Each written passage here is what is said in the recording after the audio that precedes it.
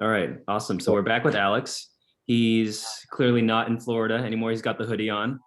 It's like temperatures dropping dramatically right now. It's like back to 30 degrees, and tomorrow's not even gonna be above freezing. I bet you're not so happy to be back right now.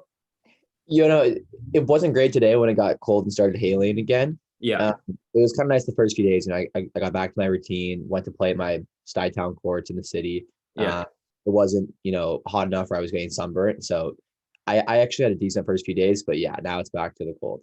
nice. Okay, and when's your next tournament? So I'm taking all of April off. I wasn't originally planning to play a full schedule anyway because I hadn't had this run, so I hadn't had any tournaments in the pipeline. And then Yep, starting May 1st, I'm going to St. Louis for the APP St. Louis, and then playing like a full calendar year. nice, awesome. All right. Well, we're right now we have your match against Tyson, courtesy of Scott Golden's live stream. Yeah. And you know, talk us through a little bit like what's the context? Like where did you just come from? I know you had like a long gap between your previous match, so just tell us about what you were kind of going through before this match. Yeah, so I came out of nowhere. I came from nowhere for this match. This was the first of a lot of things for me. So this was the first PPA tournament I'd ever played. I played the PPA in Port St. Lucie. Um, and so even just like the feel of the tournament was different, let alone making it this far. It was the biggest draw I'd ever played, and I started in the round of 64. Wow. Um, and I played 3 or 4 matches pretty quickly back to back, like most tournaments go. So first round I played like right at 8 a.m. Then I played Tyler Loom at like 9:30, which was my first ever, like I would say, big marquee win. Um, Hmm. I wouldn't say I started playing like exceptionally well that day, but I definitely got better as the day went on. Then I played Hayden Patrick in the third round in the round of 16. That's when I really started feeling it, I would say, is I was like super in the zone, feeling like I was playing my best pickleball that day. And then in the quarterfinals, I played Jay, which was my probably the best player I had ever played before. And I played him kind of on a side court and had a really huge grind of a match. And it was a bit weird to have that big of a match and make it to the quarterfinals and still be on a side court. So it was a little bit sort of wrapped under the rug. But I played Jay not that late in the day. I think we were on around 11 or 12. And I honestly just like something kind of clicked earlier in the day, and I was locked in against him. I won the first game. It was a pretty physically taxing second game, and then it gotten super hot, so I wasn't feeling too great. But he wasn't feeling too great either. We were all kind of cramping. Struggling, yeah. And second game I was up, and then got pretty tight and was having a hard time closing it out. I was really nervous with that, with the big stakes. But I pulled it out against Jay, 11-6, 11-9, I want to say.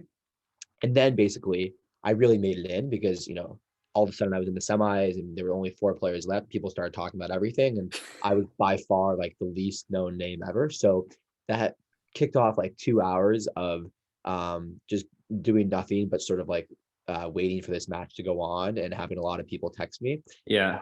So like for instance, when I went to center court to ask them when the match was going to happen to see if I could get lunch, they didn't recognize me or know who I was, so they didn't respond to my question. They're like, "What? Like, Who are you? center court?"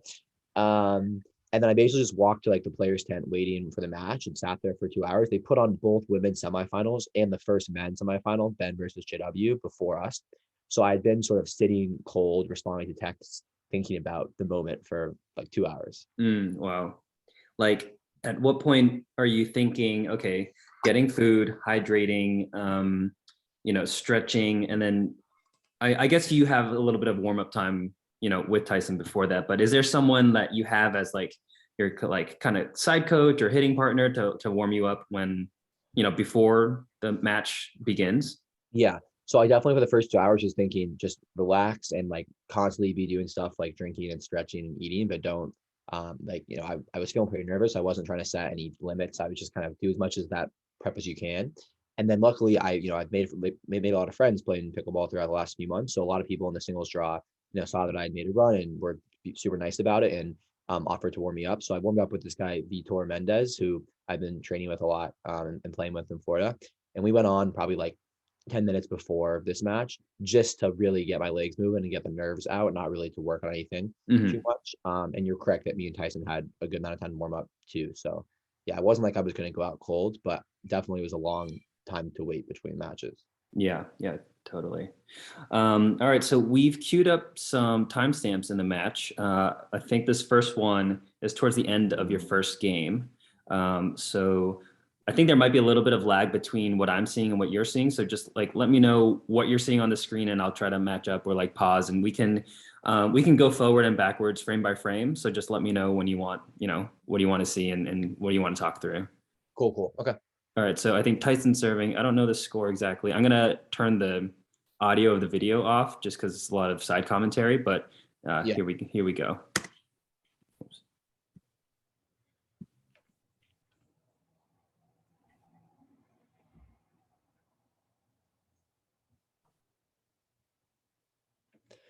Yeah. Okay. So I just saw the point end. I just hit my volley winner. Yeah. So this was like probably one of my only really good points of the first game. I lost like 11-2, I think, or 11-3. Just came out okay, but like a bit tight. He was outplaying me. This is a good example of the points that I needed to start playing to make an effort to win. This was the first point where I was like, okay, I can really play with this guy. Previously, it's been really short points, a few big forehands, point over. He was out hitting me. I would hit a short return. I would hit a bad volley air. Here, like I would say I get a little bit lucky. He doesn't hit the best passing shot or the best volley following up, and I get the ball again, and I get to kind of have a chance at finishing the point. But it was a long enough rally where I was like, okay, if I make him hit balls back and play at my level, like I can actually, make him work. And so I tried to take this energy into the second game. But even here, you can tell he's the one putting the pressure on me still. He's coming in. I'm the one moving around. So like that volley there is where he kind of gave the point back to me. The first game was mostly just him attacking and pressing and me not having an answer. Got it. So yeah, this was like almost like a mental shift for you where you're like, okay, that felt good. And I just got to do that a bunch more times, but like it's Exactly possible. Cool. Yeah. Do we want to skip to the second game? This second timestamp that you, this is, okay. So it's game 2, switch sides. What's the win situation? So wind was actually a huge factor. Wind was right now in this angle behind my back, pushing towards Tyson. So in that first game, I had the wind against me. I actually, I think, chose that on purpose during the start of the match. I had been doing that in my previous matches because it was nice to be able to hit really hard and not have to worry about the ball going out. But Tyson plays so aggressively and knows how to use the wind that it was really hard to keep the ball deep and play against his serve when he had the wind.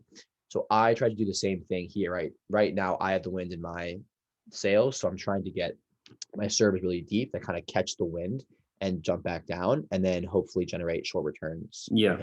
Okay, let's watch this first point play out.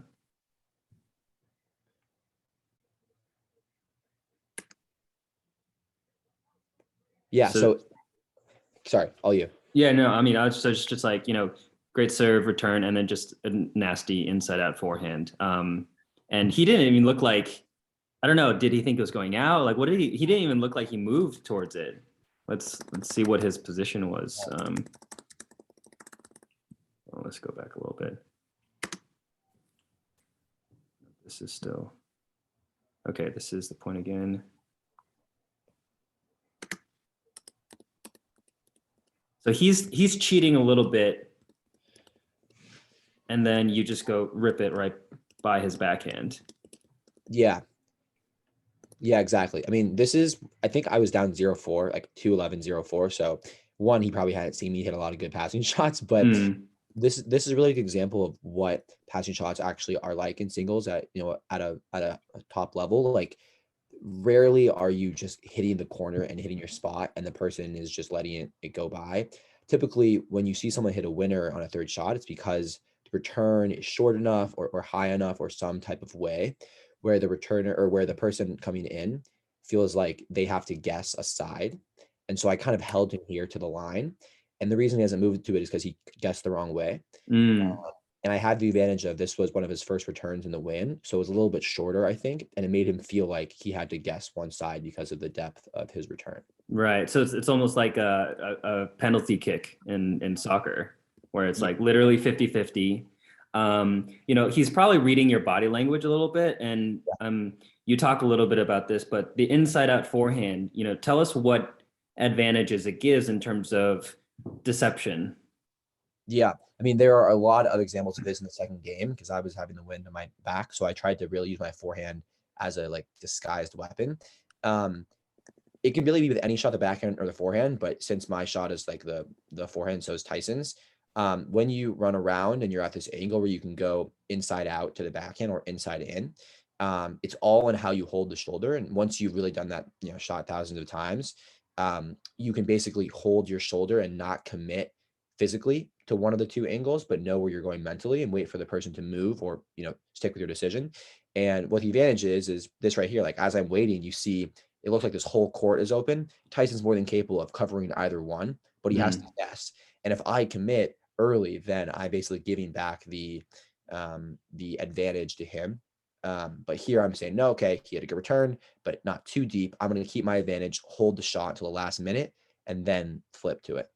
Got it. So when we're talking about your shoulder, are you talking about your lead shoulder that's facing Tyson, or kind of your back shoulder? It's your lead shoulder. Yeah. So like once you start rotating, it's kind of when you start hitting your shot. And so, if you are going line in this case, you're probably taking the ball a little bit earlier because it's a better shot to you. And so when you start to pull left, when you start to open it up is when you kind of commit or show your opponent where you're going. And here I hold it enough where he basically has to say, okay, I don't know where he's going. It seems the most likely because the shot is the nearest that he's going near post. So I'm going to give him the angle, and that's when I open it up and then expose my actual shot. Got it. Yeah. The torque that your body gets as you hold it and then kind of release it is, I think that's something that a lot of people, who don't come from a tennis background, they're like, wow, that's amazing that you're able to hold it, get that angle, and like your wrist is really cocked back when you're trying to go that inside out side. Mm-hmm. Cool. All right, let's check out the next point. We'll fist bump.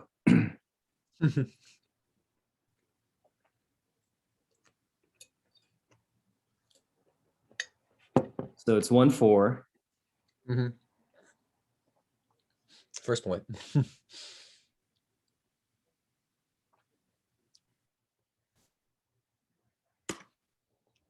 So, yeah, wow. I mean, this is also it looks kind of like a silly, easy point, but it was so affected by the day's conditions. Like his return was a pretty, nasty, aggressive slice, and it ended up short. That was probably his first slice that he hit from the side of the court. So it just moved short in the air because it had more time to rest in the air. Slices kind of sit in the air longer. And so rather than trying to hit a passing shot and hit a perfect angle because the ball's in the middle of the court, so I have less of an angle, and the ball's low, so I can't hit it that hard, I just ripped it low and tried to have it dip back at him. And again, I held it a little bit so he didn't know exactly where I was going. The ball's shorter, so he has less time to react to it. And he just missed because I hit a pretty good ball and the pressure was on him to try to, hit it past me, keep me back. So here I just took advantage of a shorter return in a different way, somewhat more safe way. Yeah, totally. Just the execution part on his, and maybe just like a minute, a millisecond too late on that. Yeah, totally. So 2-4 now. I don't think I realized that I was down 2-4, that I was down 0-4, which you can see because, it's funny. I'm down a lot, but I don't really look like I'm down a lot. Probably a good thing. This was just, nothing crazy, but my serve was really dipping with the wind. It looks like an average serve, but it was really deep and, it was pushing even harder with the wind. And now that I had hit 2 good returns, he felt the pressure, or, 2 good third shots, he felt the pressure to hit a better service return. So I'll take an air whenever I can get one. Yeah. And you can see that the Durafast balloon, like really kind of swirling back. Yeah. With the wind, how do you kind of counter the risk of your serve sailing deep, right? A lot of people, like, they take some time to adjust, and like sometimes they might just even hold back on their power to prevent the serve from getting deep, or are you just adding a lot of extra topspin to make sure it dips down?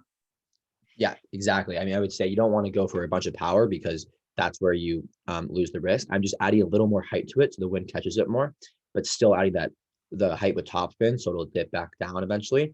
And I'm also not aiming to hit the back of the court. I'm kind of going for the middle, thinking it'll be, 4 feet from the back of the court and having a range of anywhere from right at the line to 4 feet back.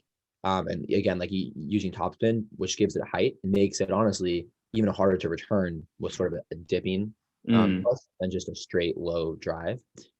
So I actually wasn't playing that risky. I think I was just using the height of the serve to my advantage. Got it. Okay, cool. All right, so 3-4 now. Couple easy points for you. Yep.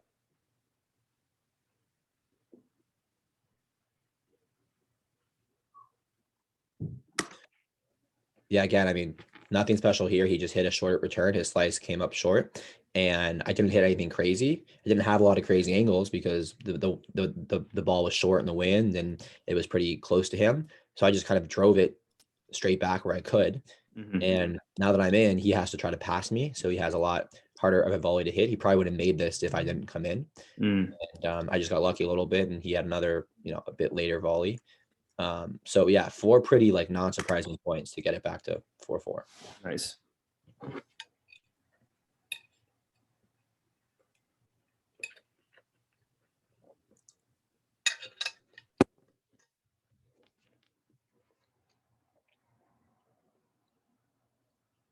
Ooh. That's a good point. Yeah. Let's just watch you like freeze him for a second. I mean, he knows he's doomed, right? As soon as that return is so short, he knows he's like, let's see.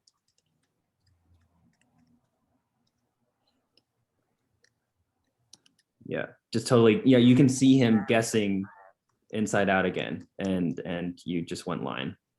Yeah, I mean, prop to Tyson for coming into the net. Like, definitely still a smart move, even if you hit a bad return. If you don't come in, you basically given the point up. Here you have, sort of like a 50% chance if you guess the right way. But yeah, again, I just, held my shoulder here. So he had to guess wide. He's thinking, okay, he needs to turn his shoulder pretty soon if he's going to go line. So if he hasn't, he's probably going out wide. And then I kind of just wait for him to move. And, I'm not hitting it a perfect shot. I'm just going where he doesn't go. And, hitting probably 40% hard. So all also started again by a really deep return that deep serve. Yeah, sorry, deep serve that made him try to hit a ball off the bounce and generated a shorter return. So that was the key. Yeah. Well, one interesting thing is in men's singles, I notice, coming up to the net off of the return is very, very common.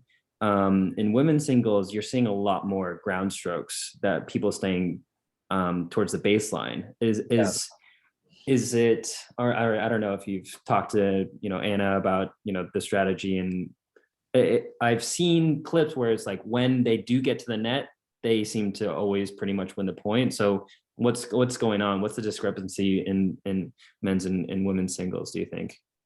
I mean, I think women typically have better ground strokes than men do. So like they're hitting cleaner off the ground and have more ability to hit passing shots. And also they're generally, not as tall as guys. And so if you have really good passing shots and, you aren't as long of a wingspan, then it's just easier to be passed at net. And I would say that's the biggest difference. I mean, most women still come in more often than not because they have an advantage, but generally, especially former tennis players, they have maybe less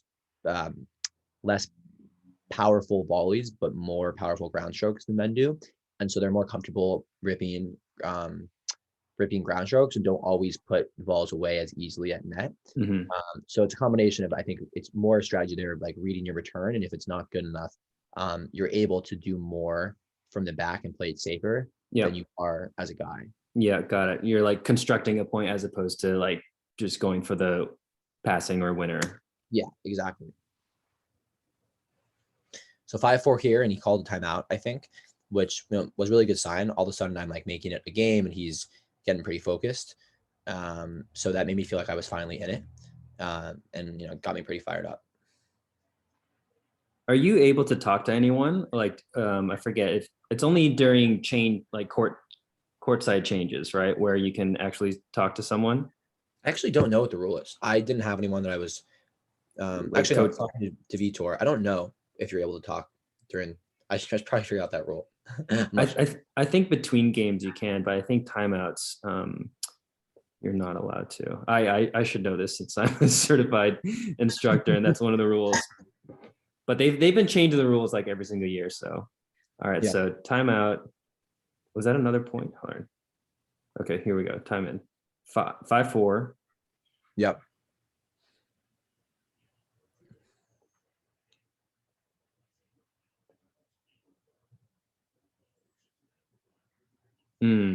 This is a good one. Yeah, this is a big point.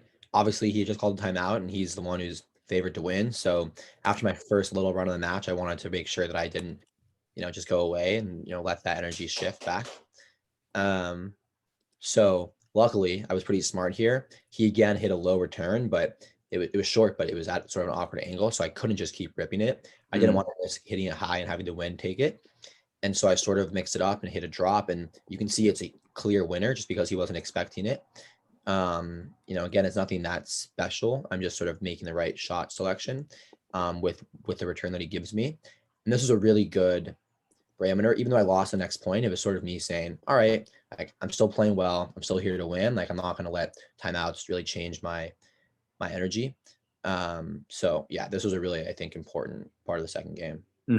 Yeah, and I think just the ability to completely lay off a shot and still feel confident about it, right? Like oftentimes people lay off shots because they're a little uncertain or they hesitate, but you're like very conscious decision of like, I'm gonna do a little off speed change up here. And same result, clean winner.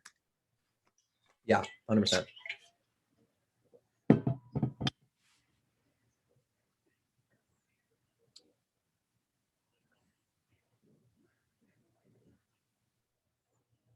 Do we want to skip to this? So you lose this next point. Let's go to 1740. Or let's just see how your streak ends. Okay. Bad miss. No reason for that. All right, here's Tyson's serve.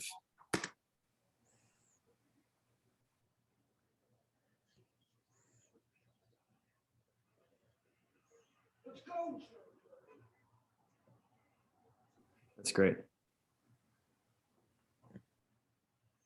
Yeah, so this was an important point too, because you're not going to win 11 points in a row usually in singles on your serve, but you do have to win points on the other person's serve, and that's an important part to like retain your runs, your energy, sort of keep the pressure on, and you're doing it in a different way, right? Because you're the one who's kind of supposed to win the point, and you want to really dictate, make it feel like you're just not going to get past that day. Like it's really like singles is such a game of runs, and so I didn't hit any crazy shot here, and he probably had an opening to pass me if I had guessed the wrong way, but I really liked how I finished it because I was aggressive and put the ball away and won the point. I didn't sort of not lose the point. I won it myself, and I kept feeling confident and very aggressive on my serve. So it was the perfect way to get the side out. It feels like it shouldn't matter how you win it, but it really does, to me at least, impact like the energy of how you win points, keeps your energy going or not on the serve.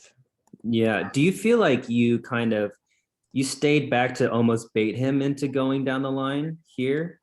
Or yeah, definitely. I mean, when I guess on like other guys, usually I try to do a little bit of trickery, which I don't know if it works better or worse, but here I hit such an average to below average volley that I really wanted to give myself a more obvious chance of guessing right. And if I was going to guess, I wanted to be able to take the ball on my forehand volley because that's where I'd have an opening to put the ball away. So I held myself in the backhand and then waited till the last minute. And I can be pretty far away from that side and kind of leap and slap a forehand like that if I need to. So I think instinctually I felt like that was the safest place to hide out. Yeah. I mean, you cover like 75% of the side of the court with one jump. Yeah. That must have felt good. It's also risky though, because if you don't do that shot perfectly, then you're basically open to an easy winner down the line, which happens a lot. Yeah. So you had to go one way and cross your paddle to make sure it went across your body, which I feel like, I guess going cross court is natural, but when you're going in one direction and trying to hit the ball in the other, I feel like that is quite difficult. Yeah, well, he's of course already starting to lean that way, so you have to put the ball past him 100% if you're going to think about going there, or else play it back safe down the line and kind of reset the point. Yeah. Okay, let's go 1805.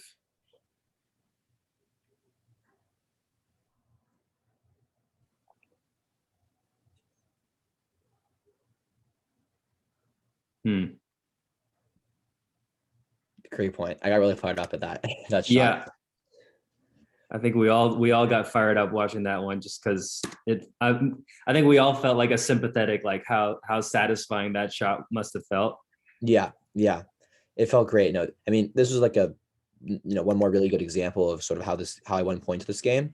I wasn't necessarily going for a winner. I was just sort of going for the best, most aggressive third shot I could off of this. And the shot's actually not, so far off the court. You can see it's in the middle of that half, but he again guessed kind of the wrong way, which he had to because the wind was making it so that my shots were faster. So he had less time to react. And he had a pretty good return. So I wasn't going to pass him. I just made sure to keep it low. The combination of it being low and him guessing leads to him being this far stretched out, which is always going to give me an easier ball back. And then I instinctually started coming in because I saw that ball was going to be a pop-up, and that made it easier for it to put away. So definitely a huge point. Yeah. Inside out kind of drive and then another inside out volley. Great. I think it's 7-6 now, but I'm not sure. Let's turn on the. Let's see if we can hear the ref. Yep, 7-6. Okay.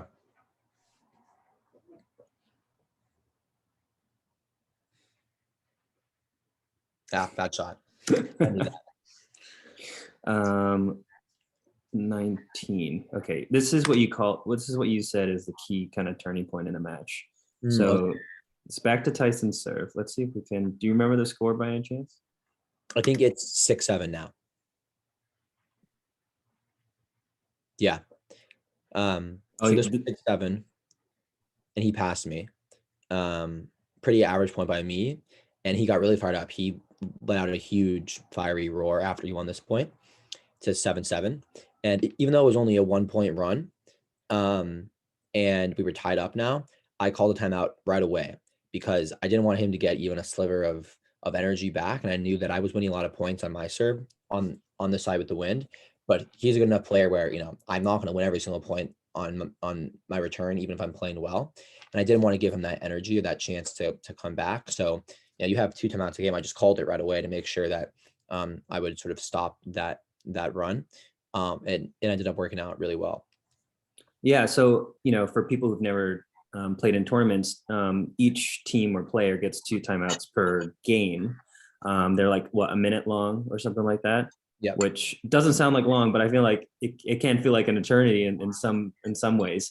And I guess some players exclusively use timeouts when they need to stop the bleeding for themselves, and then others do it so that they like stop potential momentum for opponents. And do you feel like you lean one way or the other with your timeouts, or is it just whatever you're thinking? I mean, personally, coming from tennis, I feel like a timeout is just like a free gift you get. You can use whenever you want in the match. So I just use it for anything that I need.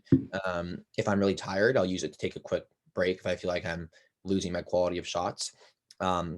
If I'm down a bunch or I've hit a bunch of bad shots, I'll use it to try to stop the bleeding. And if, in this instance, just 1 point, but I feel like I would, want to use like an extra tool in my toolbox to sort of stop the energy or change around the match dynamics. I'll do that there. The only time I don't use it is when I'm winning. Mm-hmm. Yeah. Yeah. Force them to take the timeout when you're winning. Yeah.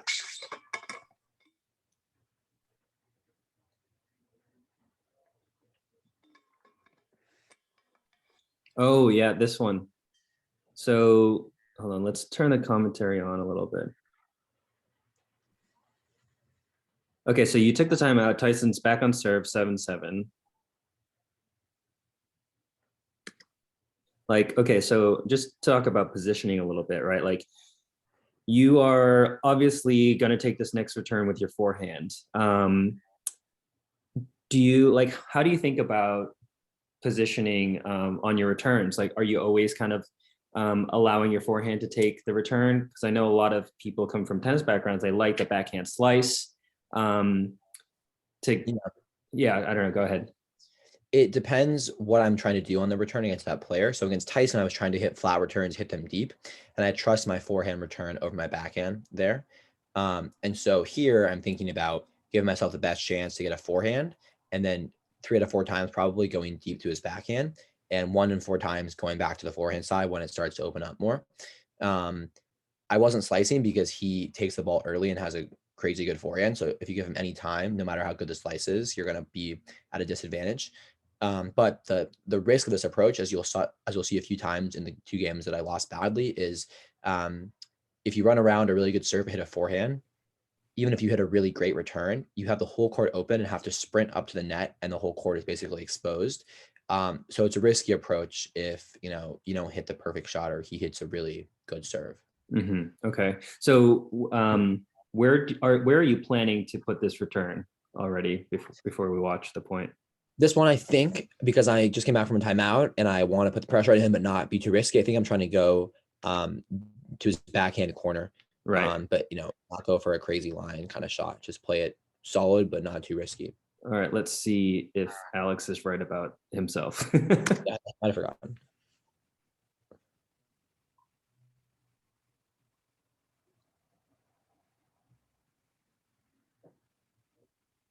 So let's pause a little bit.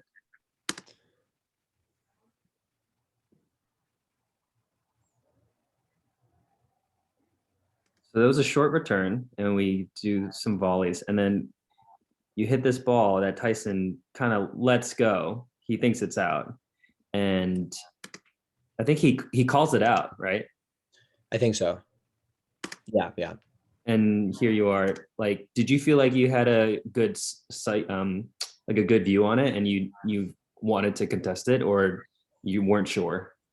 Yeah, I mean, this is a pretty weird one. I was almost positive it was in. I felt it when I hit it, and it looked pretty far in. I think he just let it get past him, so he didn't have a good look at it. But I was pretty sure it was in. It was a weird shot. He hit a pretty good ball. I was kind of out of position, and I chose to sort of like hit this weird looper to keep him back. I didn't think I had the angle to hit a lower shot, and then ended up just kind of leading to this weird point. I didn't hit a great volley here.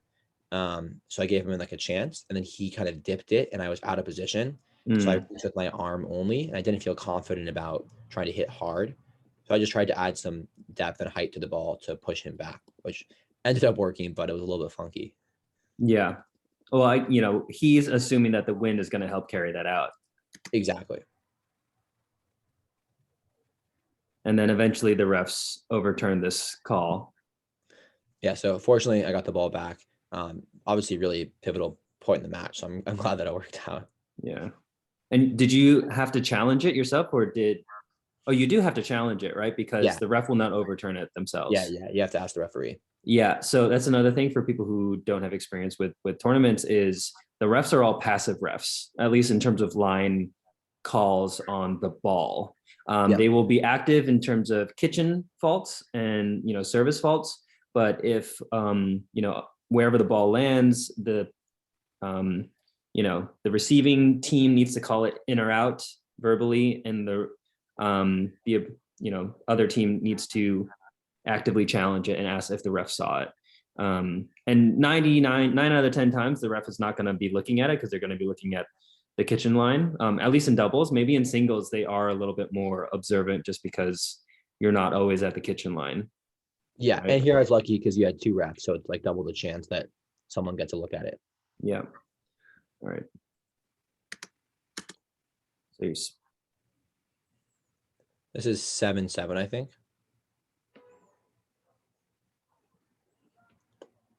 Yeah, this is a good point. So I mixed it up here and used the wind to hit a loopy serve, which he hadn't seen before. So it was a good time to mix it up. Ended up being a really good serve. I got a little bit lucky with how deep it was. He had a great return, load my backhand, but as you can see, even though he had a really good slice, the wind just wasn't being too kind to the slice. It made it shorter and sit up a little bit. He got to my backhand, so I didn't try to rip anything crazy, but I just got it back low and hard, going behind him, and it ended up working out. Nice.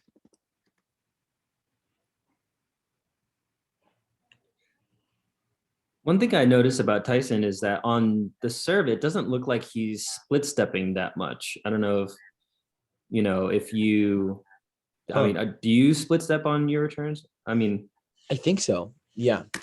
Yeah. it might be just small enough that I'm not really noticing. No, it doesn't look like he's moving. Yeah, I think you're right. So this one I got a little bit lucky, but I mixed it up. This time he hit a good return. He went to my forehand, I think, to try to throw me off. And I didn't really feel comfortable with the line shot. He was leaning that way. And there was wind that would have made it hard to curve low. So I kind of just went behind him. Again, didn't hit a great shot, but he guessed the wrong way and I sort of surprised him and he just wasn't ready, I don't think. And I think I just got a little bit lucky. But this is a sign again. I've probably played 4 different types of points the last 4 times I've won. If you're playing someone this good, you have to mix it up if you want to try to win points in a row. So Right. Yeah. There's Tyson's split step, and yeah, you just go right past them. Yeah, it's almost like when you're playing against the wind, you need to adjust your split steps to be a millisecond earlier because you're missing that time with the ball being pushed a little bit faster towards you. yeah, it's tough. I mean, you still want to split step when your opponent hits because that's the moment that you have to make to react to, but you have less time. So you have to be almost smarter about you might want to move more to one side than the other and sort of extra support your guess. You just have less time.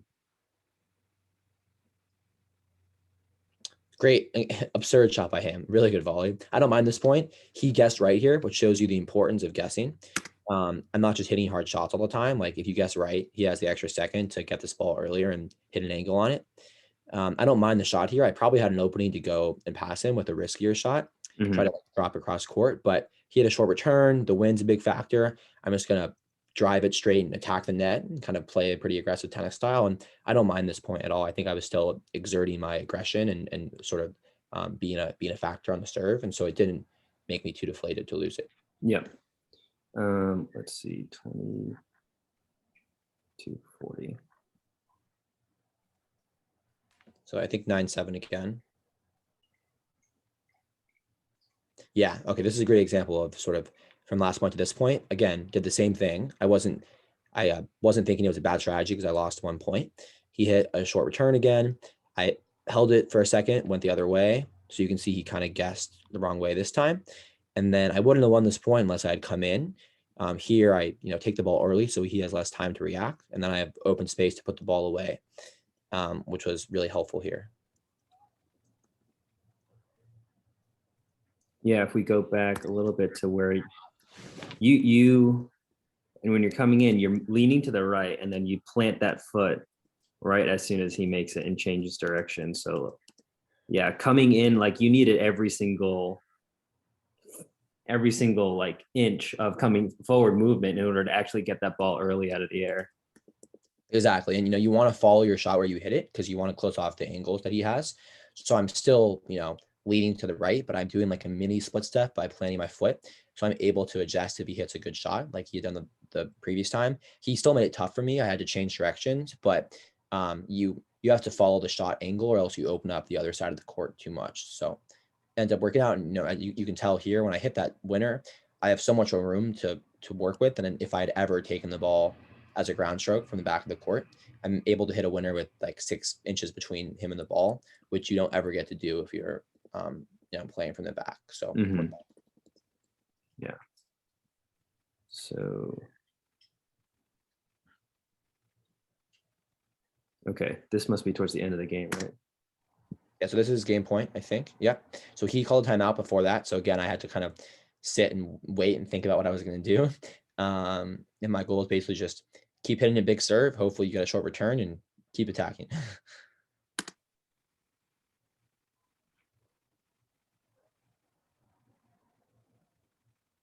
There it is. That's it. Yeah. So that's game 2. Another inside out. Boom. Yeah, great. Yeah. So on this point, again, I got lucky. I mean, his return hit the net. It was going to be short, but it was going to be low. So it got a little bit higher because it hit the net and it was shorter as well. So again, I did the same thing. I wasn't going to try to hit a winner on this shot. I don't have the angles being so close to the court. I just attacked him and came in and got a short return or a short volley. And then I held it there to give myself the best chance of finding an opening and sort of waited for him to guess one way. Nice. So what was going through your mind and your body as soon as you hit that winner and you took that game against him? If we had the audio on, you would hear a huge exhale of a come on. This was definitely a moment of sort of like a sigh of relief and like an exhale of a lot of energy. I was fired up. I honestly did not realize until that point, okay, you just got to get off of Tyson. There's one game left to make it to the finals of this tournament. I had been so locked in to really stay in my best mindset that this is the moment that I finally kind of let it out and let my thoughts come back and accepted that I had won the match and won the game, started thinking about the third game. I kind of came back into reality, into the real world out of my match mindset, which probably honestly wasn't the best. But it was so hard to not let the thrill of that moment out, and at least relish in the fact that I had fought hard to win one game. Yeah, it's totally validating. Let's hear with audio. Oh man. There There it is. it is. All right. Well, that was the only. That's the peak of the match because third game, just like the first game, but it's fun to watch. Yeah.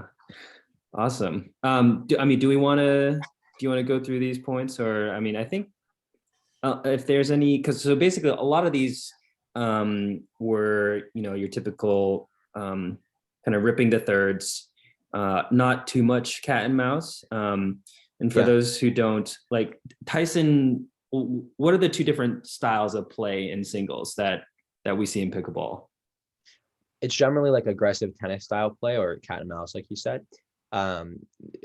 Tennis style sort of aggressive play is exactly what you see here. You're just driving most third shots, trying to crash the net, shorter points, put the ball away when you can. Cat and mouse is a little more strategic and tricky. It's basically hitting more drops, more of like a doubles style singles game, taking advantage of the fact that if you hit a good enough drop, even in singles, your opponent can't usually put the ball away, put it past you.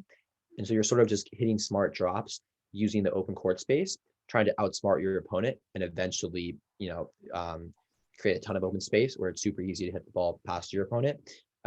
So it leads to generally longer points, softer shots. And, if the point goes far enough, both players at the kitchen line, like playing a singles dink rally until someone changes the direction of the ball. Yeah.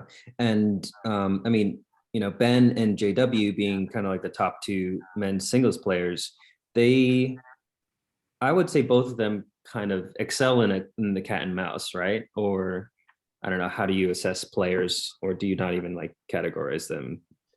No, I mean, Ben definitely plays almost exclusively cat and mouse. It's actually really interesting because he's the best player, one of the best players in singles, and he like almost only ever drops, which is incredible to think about how much skill that takes because against good singles players, like even if you hit a good drop, you're only one person covering the court and they have time to hit anywhere on the court. So you have to hit really precise third shots if you want to hit a not super hard shot and be able to come to net and not get exposed. He does it every single point.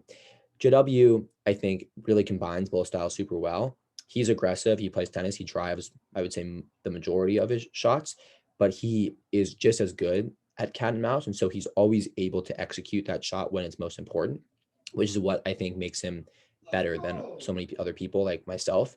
I can generally get away with playing aggressive and I can hit some drops and some mix-ups, but I still lean towards a drive almost every shot, and JW is able to hit either shot just based on which one makes the most sense for the point, which obviously leads him to win a lot more points than I would maybe.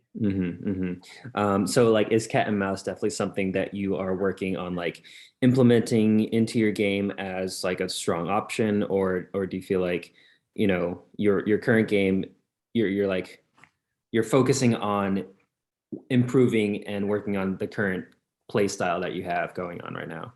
I think a little bit of both. Definitely, I'm making a conscious effort to improve cat and mouse. I wouldn't say specifically cat and mouse. I don't want to get into a lot of long points. It's not my skill set. It's not what my strokes are built on. So I'm not going to drill just like straight drops and trying to win points that are 8 strokes long. I think I'm still good enough at my style that I can shorten points when I need to. But I do really want to feel confident about mixing up shots like I did a little bit in this match more consistently, and feeling confident that when I do that, I can make those shots every time. So, just trying to incorporate 25% more sort of mix ups, drop type points where I just throw in something off speed and give them a different look. I don't want to be playing cat and mouse for a full match and running around. You lose a lot of energy, but I would love to have a more varied game style that opponents, can't always expect. Have you played anyone similar to Ben where cat and mouse is kind of their default approach? Honestly, not really. I mean, I know Frank Anthony plays cat and mouse. He's one of the guys known for it. I haven't played him in a tournament before. Most guys in singles are pretty drive heavy. I guess Jay, Jay has a little bit. yeah, Jay has a little bit. I would say he does it more dynamically, or it's less clearly defined like a Ben game. He just is really long, and so he can get to a lot of balls. So he not gets away, but he is able to come to net more often, and to rely on his length and sort of his reach. So there were like a lot of points against him where I didn't even think we were playing cat and mouse, I guess, because he hit a shot that I thought I could put away, or he was at net and didn't need to drop shot. But when I found myself hitting what I thought would be a winner, or what I thought would be like a pretty aggressive shot, he was there ready to volley it back with his reach and hit a winner or something like that. So he plays a tennis style of cat and mouse that I guess I still haven't really figured out. But yeah, it's also super effective. Yeah, I guess having like a 6'3" wingspan will help that. Yeah, I would say even bigger. It's a long wingspan. It's super, super powerful. Yeah. Have you seen footage of John Eisner playing doubles? Oh, yeah. I'm sure he would have crazy wingspan. Yeah. I mean, he's covering 80% of the court just with his arms spread out. Yeah. Yeah. Awesome. Well, this has been, I think, really interesting, and I hope viewers find it really interesting. This tournament was 3 weeks ago, and then you played another one the following week. Do you want to talk a little bit about how that tournament went after kind of your big first run? Yeah, definitely. So I was playing 4 tournaments in a row. In Florida, I played 2 APPs, this PPA, and then one last APP in Delray Beach. This tournament was such a wild, unexpected, and like really exciting run that I almost felt like the trip was over, and I wasn't even ready. It was hard to get back to focus like a week later on the next tournament. I wanted to feel like I still had things to accomplish and things to prove. So I tried to go in thinking that I had this crazy run, and I wanted to make sure I backed it up with how I played the next weekend.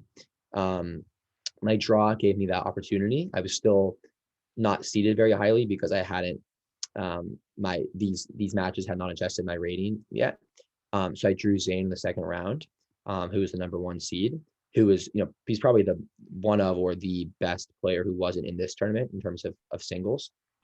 And I was able to beat Zane, which felt really good, not just because he's an incredible player, but also because I sort of proved to myself that this weekend wasn't a fluke, that I can play that level week in and week out.